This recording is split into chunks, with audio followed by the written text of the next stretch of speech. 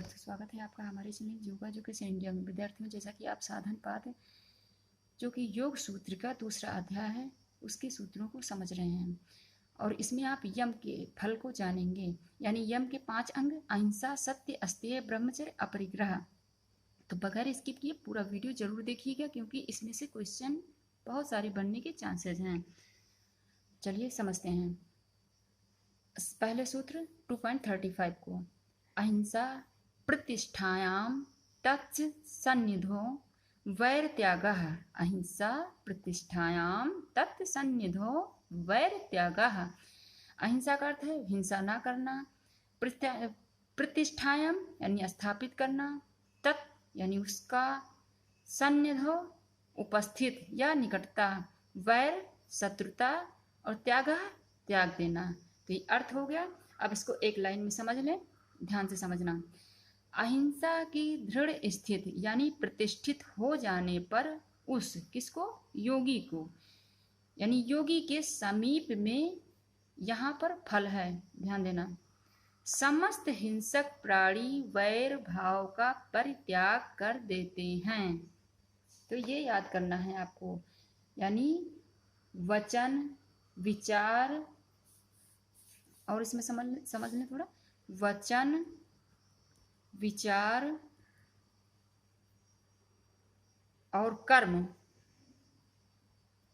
में अहिंसा की स्थापना से शत्रुता और वैमनस्य, क्या, वैमनस्य, हमें अपने आप छोड़कर चले जाते हैं। या इस तरह समझें, जब योगी साधक की अहिंसा के पालन में दृढ़ स्थित हो जाती है, अर्थात अहिंसा भाव पूर्ण रूपेण दृढ़ स्थित हो जाता है, तब उसके समीप में रहने वाले हिंसक जीव भी वैर भाव से रहित अर्थात अहिंसक हो जाते हैं। ठीक, तो आपने बहुत अच्छे समझ लिया होगा और ये पॉइंट में ये याद रखना। चलिए अगले सूत्र की तरफ बढ़ते हैं। 2.36 सत्य प्रतिष्ठायाम क्रिया फल आश्रय त्वयं।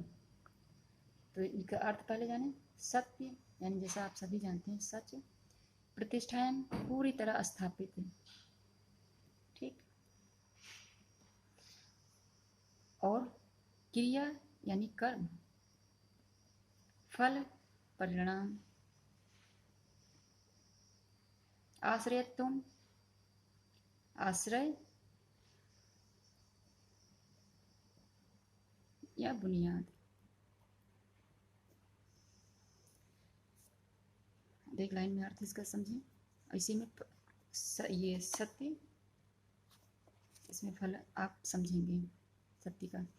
सत्य की दृढ़ स्थित हो जाने पर, कब, यह ध्यान देना, सत्य के दृढ़ स्थित हो जाने पर अर्थात सत्य की पूर्णतया प्रतिष्ठा हो जाने पर, किसको, योगी अर्थात साधक को, योग मार्ग पे जो चल रहा है, क्रियाफल के आश्रय का भाव आ जाता है।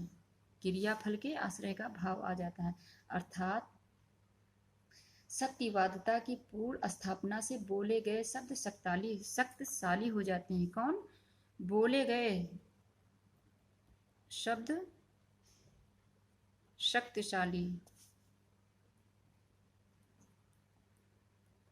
हो जाते हैं और उनका फल सफल क्रिया के रूप में मिलता है। फल किसके रूप में मिलता है, सफल क्रिया के रूप में मिलता है।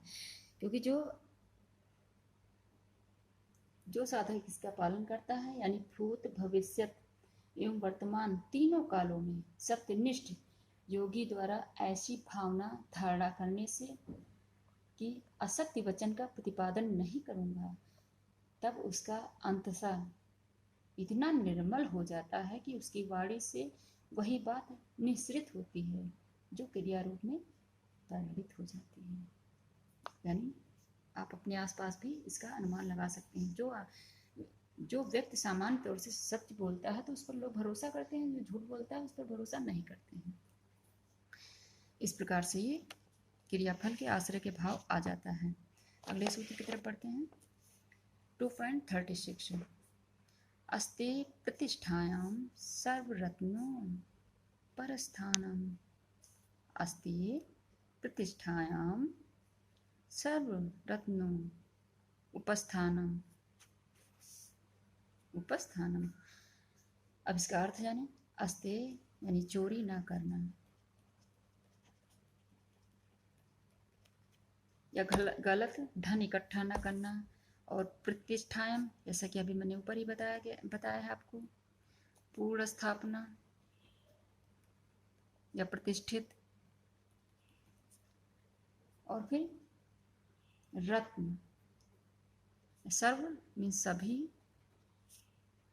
और रत्न यानी बहुमूल्य।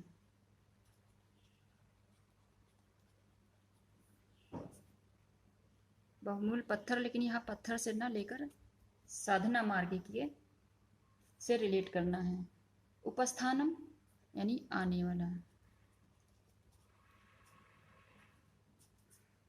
तो एक लाइन पहले समझें। चोरी ना करने की दृढ़ स्थित हो जाने पर उस योगी के समक्ष, समक्ष मतलब सामने, सभी तरह के रत्न प्रकट हो जाते हैं। ये फल हो गया, सभी तरह के रत्न प्रकट हो जाते हैं जब वह चोरी नहीं करता है तो। अर्थात इच्छाओं से विरक्ति और मोह से मुक्ति की स्थापना से रत्नों की प्राप्ति होती है। किससे? इच्छाओं से विरक्ति। अभी बहुमूल्य रत्न तो यहाँ तो है पत्थर के, इसका अर्थ, लेकिन यहाँ इसको ध्यान से समझें। साधक को किसी बहुमूल्य पत्थर की आवश्यकता नहीं होती है। देखो, इच्छाओं से विरक्ति और मोह से मुक्ति की स्थापना से रत्नों की प्राप्ति होती है। सभी प्रकार के रत्नों की प्राप्ति होती है, किंतु उनमें सबसे श्रेष्ठ रत्न कौन सा है? परिपक्व बुद्धि, जो कि सबसे श्रेष्ठ रत्न है। चलिए आगे समझते हैं। 2.38 ब्रह्मचर्य प्रतिष्ठायां वीर्य लाभः। ब्रह्मचर्य संयम, अपनी इंद्रियों आदि पर संयम। प्रतिष्ठाएं पूर्व स्थापित। वीर्य लाभ, वीर्य मतलब जोश, क्षमता,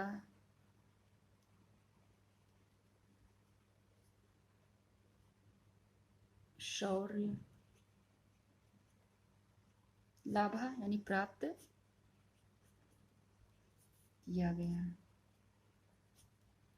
संयम से जोश, क्षमता आदि प्राप्त किया गया। अब इसको एक लाइन में समझें, एक लाइन में आसानी रहेगी आपको याद करने में। ब्रह्मचर्य के दृढ़ स्थित हो जाने पर सामर्थ्य का लाभ होता है। किसका? सामर्थ्य। सामर्थ्य किस प्रकार की? जैसे जोश, क्षमता, शौर्य आदि, बुद्धि आदि, ब्रह्मचर्य के जितने भी के नियमों का पालन करने पर साधक सभी प्रकार तरह से यानी सभी प्रकार से बलवान बनता है। यानी संयम या शुचिता की स्थापना से, संयम या शुचिता की स्थापना से ज्ञान, ध्यान देना। अब सामर्थ्य में क्या आएगा? सामर्थ्य का लाभ एक एक एक पॉइंट में आपने समझ लिया, लेकिन सामर्थ्य के अंतर्गत क्या आएगा? ज्ञान, उत्साह, शक्ति और शौर्य, और शौर्य की प्राप्ति होती है। तो ये आपने बहुत अच्छे से समझ लिया। अब चले 2.39 को समझते हैं। अपरिग्रह, स्थैर्य, जन्म, कथांत, संबोधा। अब इसका अर्थ समझें। अपरिग्रह, उपहार स्वीकार न करना, न करना, या जरूरत, जितनी ज़रूरत हो उतना ही आप अपने पास रखें। वो चाहे मानसिक हो, शारीरिक हो, कोई वस्तु हो, कुछ भी हो, जितने में जीविका आपकी चल पाए उतनी ही चीज़ों का संग्रह करें, तो अपरिग्रह कहलाता है। स्थैर्य यानी स्थिर, जन्म यानी जन्म, कथनता कैसे या किस प्रकार,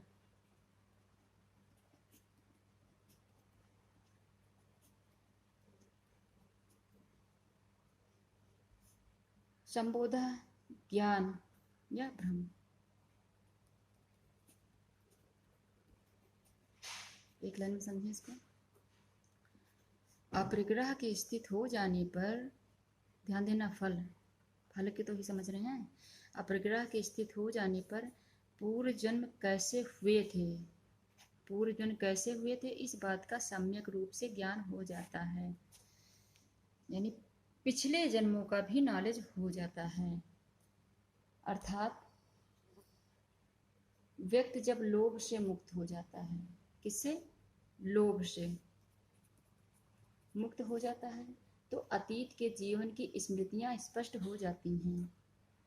व्यक्ति मोह, किससे? मोह, इच्छाओं, आकर्षणों, ध्यान से समझना, आदि से मुक्त हो जाता है तो अतीत स्पष्ट दिखाई देने लगता है। अतीत स्पष्ट दिखाई देगा। जैसे उदाहरण के लिए इस तरह समझें कि यदि किसी व्यक्ति के विषय में झूठी और भ्रामक बातों का दुष्प्रचार होता है तो यह कहानी सुनाने वाला या दुष्प्रचार करने वाले व्यक्ति के लिए अगले जन्म का एक बीज बन जाता है। फिर परिग्रह में अतीत जुड़ा रहता है। किसमें? परिग्रह में अतीत जुड़ा रहता है, जो इस जीवन में कष्ट का कारण बन जाता है। तो आशा करते हैं आपने बहुत अच्छे समझ लिया होगा। आपने इसमें यम के अंग यानी 5 अंगों को, अपरिग्रह, स्थैर्य, जन्म कथनता, संबोधा, ब्रह्मचर्य प्रतिष्ठायां वीर लाभा, अस्तेय प्रतिष्ठायां सर्वरत्नो प्रस्थानम, सत्य प्रतिष्ठायां क्रियाफल आश्रयत्वाय, अहिंसा प्रतिष्ठायां तत्सन्निधो वैर त्यागः। तो इन सूत्रों को समझ लिया। और जहाँ कहीं ना समझ में आया कमेंट बॉक्स में शेयर करना, मैं आपको दोबारा समझा दूँगी। स्वयं देखना, दूसरे बच्चों को जरूर शेयर करना। अगर नए चैनल पर तो चैनल को सब्सक्राइब करना, बेल आइकन जरूर प्रेस करना, ताकि मैं जैसे ही वीडियो अपलोड करूँ आपको तुरंत नोटिफिकेशन प्राप्त हो सके। धन्यवाद विद्यार्थियों।